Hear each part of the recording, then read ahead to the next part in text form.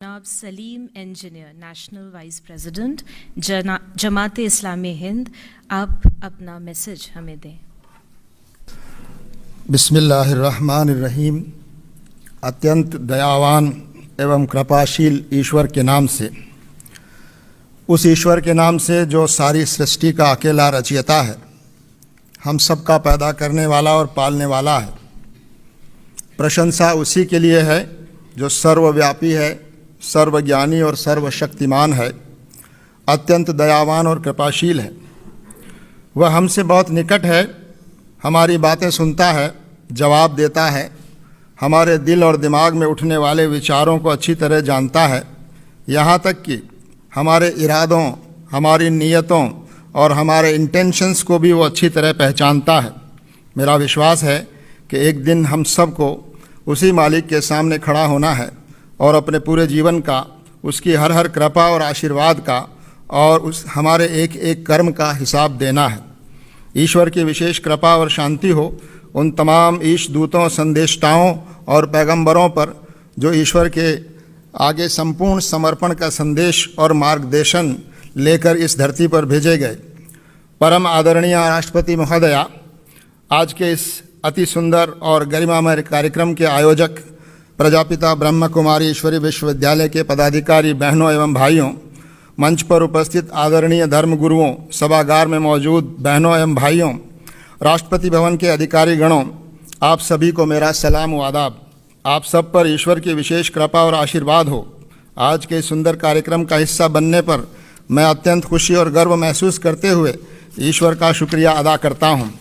इस सच्चाई को सब धर्मों और आस्थाओं के लोग स्वीकार करते हैं कि धरती पर जितने इंसान मौजूद हैं वे सब एक ही माँ बाप की संतान हैं, यानी आदम और हव्वा की संतान हैं। हम सब की रगों में एक ही माँ बाप का खून बह रहा है। ईश्वर के सभी पैगंबरों ने और अंतिम पैगंबर हज़रत मोहम्मद सल्लल्लाहु अलैहि वसल्लम ने ईश्वर के इस संदेश को आम किया कि तमाम इंसान बराबर हैं, कोई बड़ा और कोई छोटा, कोई ऊंचा और कोई नीचा नहीं है। हर इंसान की इज्जत और उसका सम्मान होना चाहिए। हर मानव की गरिमा की रक्षा की जानी चाहिए। धर्म, जाति, लिंग, भाषा, क्षेत्र या विचारधारा किसी भी आधार पर किसी के अधिकार कम या ज़्यादा नहीं हो सकते। किसी के साथ भी भेदभाव न हो, यह समाज को और व्यवस्था को मिलकर सुनिश्चित करना चाहिए।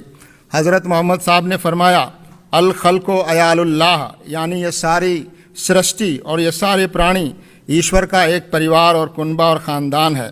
इसी तरह कहा गया, वसुधैव कुटुम्बकम, यह हमारे देश की सांस्कृतिक बुनियाद को बयान करने वाला वाक्य है। मानव इस सृष्टि में ईश्वर की श्रेष्ठतम कृति है। वह इस धरती पर ईश्वर का प्रतिनिधि है। हमारा भारतीय समाज विविधताओं वाला समाज है। हमारे देश की बड़ी आबादी किसी न किसी धर्म या विचारधारा एवं जीवन व्यवस्था में विश्वास करती है। हमारे संविधान में यह सुनिश्चित किया गया है कि हर नागरिक अपनी पसंद का धर्म, आस्था या विचारधारा अपनाने के लिए पूरी तरह स्वतंत्र हो।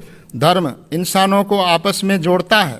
इंसानों को बांटने वाला, उनको नीचा और ऊंचा बनाने वाला धर्म हो ही नहीं सकता। समाज में घृणा, हिंसा और लोगों के बीच अविश्वास सच्चे धार्मिक लोगों की वजह से नहीं है, बल्कि धर्म का दुरुपयोग करने वाले कुछ स्वार्थी एवं समाज विरोधी लोगों की वजह से है। मैं इस्लाम धर्म में विश्वास करता हूँ और यहाँ उसका प्रतिनिधित्व कर रहा हूँ। मैं आपसे निवेदन करना चाहता हूँ कि इस्लाम शब्द का अर्थ है ईश्वर के आगे संपूर्ण समर्पण। इसका एक अर्थ शांति है, क्योंकि अपने सृष्टा के आगे समर्पण से ही इंसान के मन में और इस धरती पर न्याय और शांति की स्थापना हो सकती है। न्याय की स्थापना ही वास्तव में धर्म की स्थापना है और यही शांति की स्थापना की असल बुनियाद है। धर्म हमको अपने सृष्टा का परिचय कराता है, हमें उससे जोड़ता है। सच्चा धार्मिक का सम्मान करता है और उनकी सेवा करता है। धर्म व्यक्ति को अनुशासित करता है। धर्म हमको इस बात की शिक्षा देता है कि हम अन्याय और अत्याचार से पीड़ित और कमज़ोर लोगों, चाहे वो किसी धर्म के मानने वाले हों, उनके साथ खड़े हों, उनकी मदद और सेवा के लिए आगे आएं, उनको समाज में सम्मान दिलाने का प्रयास करें।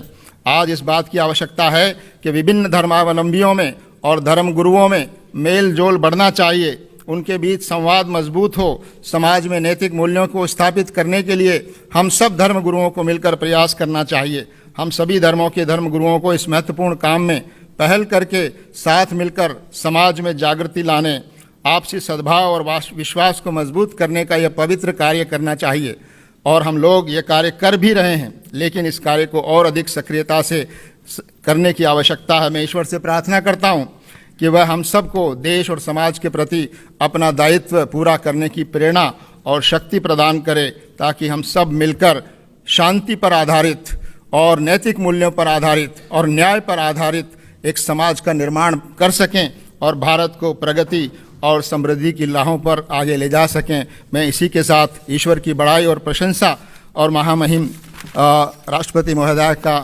धन्यवाद करते हुए अपनी बात समाप्त करता हूँ। शुक्रिया।